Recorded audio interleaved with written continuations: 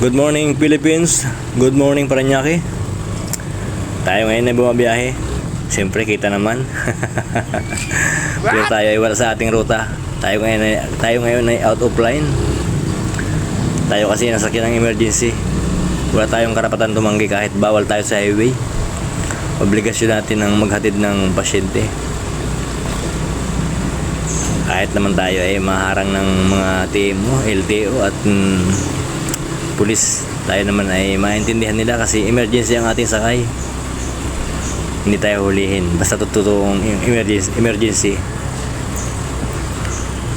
At nga pala mga idol, shoutout nga pala sa aming pasahero dito sa Port State, sa mga gagandahan at mga mababait na pasahero ng Port State. Siyempre, shoutout na rin doon sa mga masungit. Pasahero din naman sila.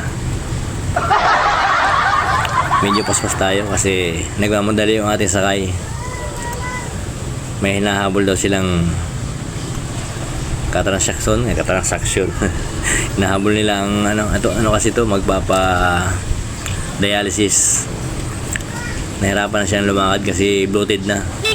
Medyo puno na.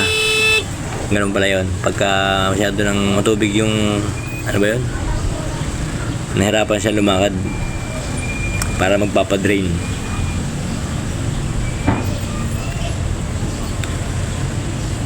Okay mga idol, isang magandang araw sa inyong lahat at sa ating lahat.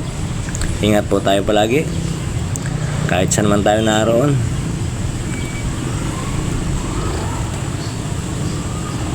Hanggang dito na lang ang aking walang kakwinta-kwintang video.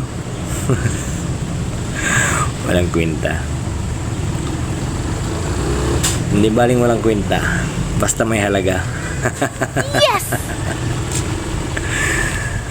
Okay, so alright.